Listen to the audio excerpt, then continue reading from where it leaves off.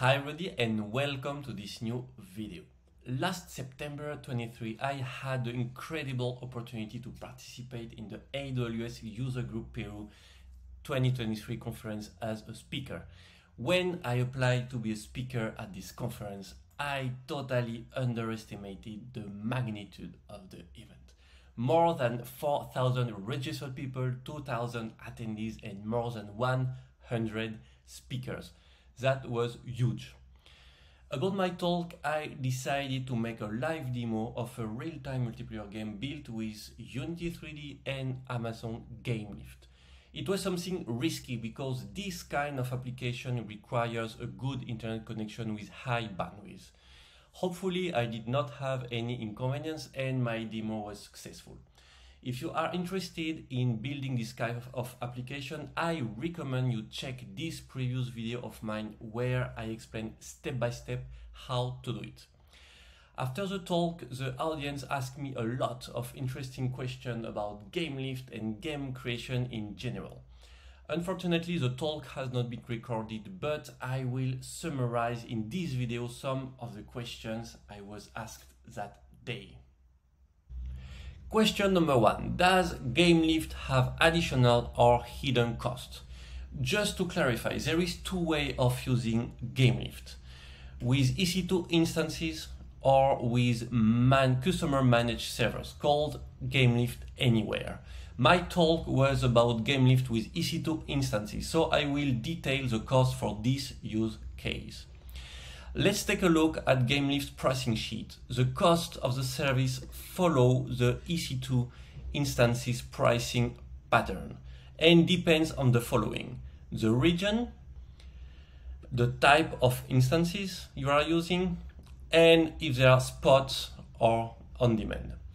This is a cost per instance, meaning that the final cost depends on how many instances your fleet has during the month and the duration of use of those instances.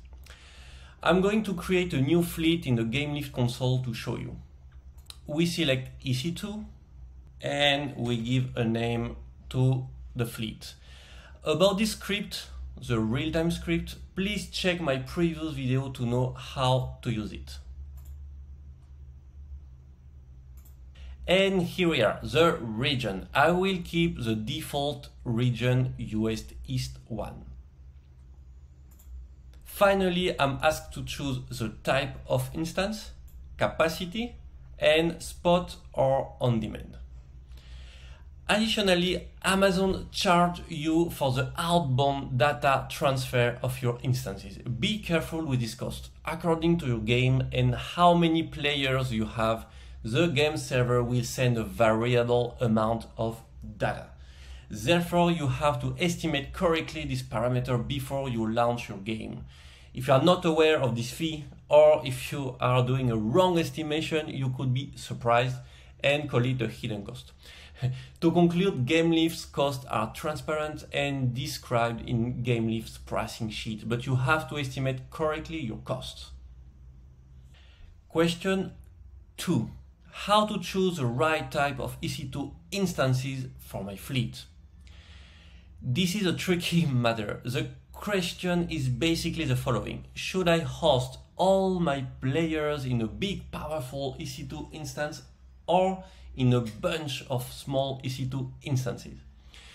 There is no correct answer to this question. It depends principally on how many resources your game needs and therefore on the nature of your game. If you have created a small chase game, you could probably host a lot of players in a small or medium scale instance. If you have created a battle royale or an open world game, you will need one of various big instances. Therefore, you have to profile your game server performance. In the metrics section of the GameLift console, you can see that hardware metrics are available. So you can monitor how many resources your game is consuming and eventually change the instances capacity of your fleet until you find the right configuration for your game server. Question 3. Is GameLift necessarily related to Unity3D? Short answer, no. This question is related to the example of a real-time multiplayer game architecture I showed during my presentation. This was a short talk, so I did not mention every component of this schema. Unity uses C# language. Therefore, in order to connect to the Lambda function, we use the AWS SDK for .NET. And to establish a connection with the game server, we use the C# server SDK. I'm using Unity for the client because of my experience with this tool, but another game engine could be used, for example, Unreal Engine or Godot. In this case, we must use the AWS SDK for C++ and the C++ server SDK. If you have created your game without a game engine, for example with native C++ and OpenGL, you also could implement GameLift.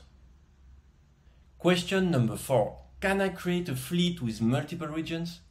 If you have ever played online, this question makes sense because the physical location is very important for a gamer.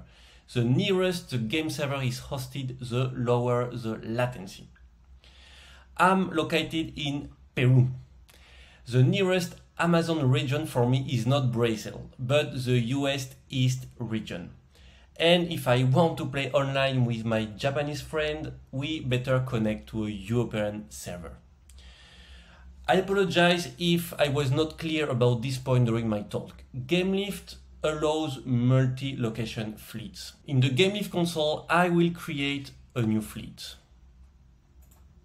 I give a cool name, I select script, and next. In the region section, the home region is selected by default. I'm located in Peru, so my home region is US East 1. I will select US East 2 and Europe West 1. My fleet is being created, but you can already see that our fleet contains 3 instances located in 3 different regions. Now it's up to you to indicate the right region for your player when you create a game session. In the architecture I showed before, I'm doing it with Lambda and Python, so I'm using Boto3. And as you can see in the Boto3 documentation, you can specify the location when calling the create game session function. Question number 5.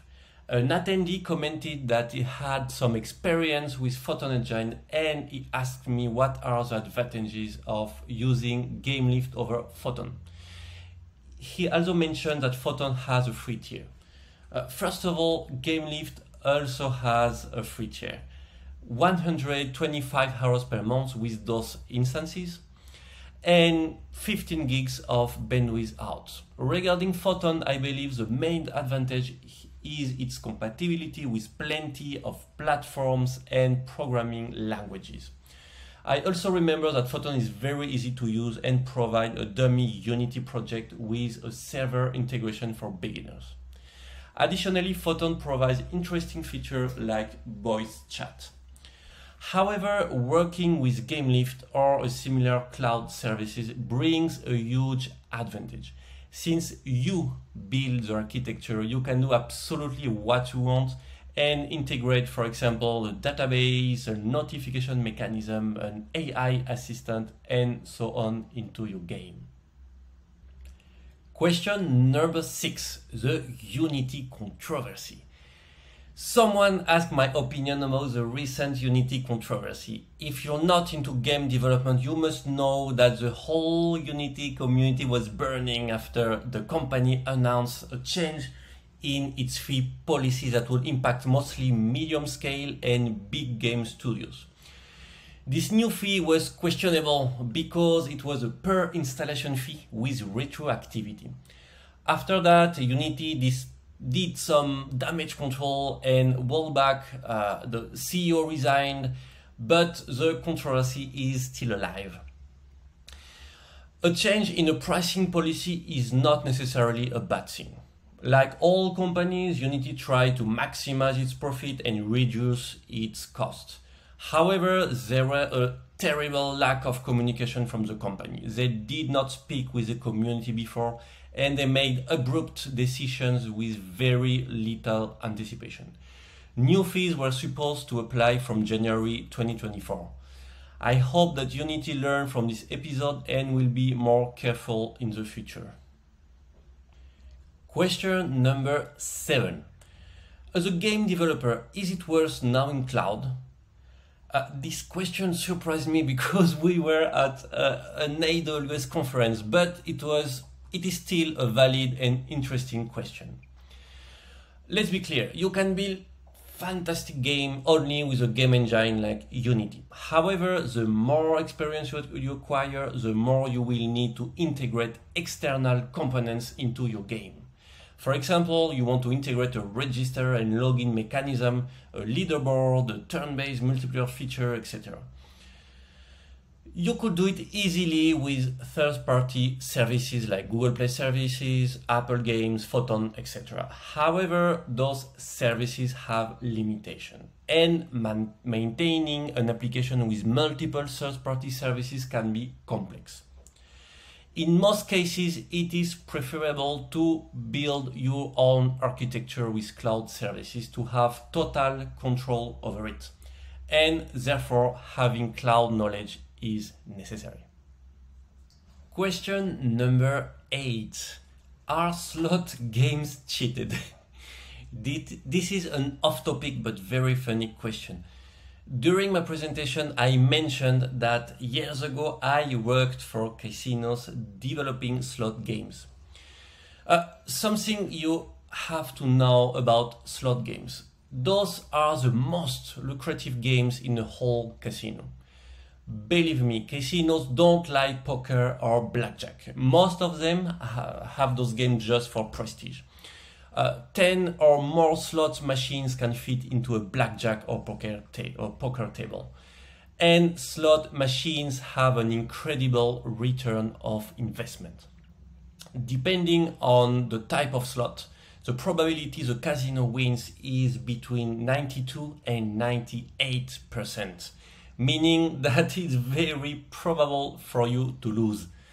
Therefore, some casino may do it, but there is no need to cheat slot games.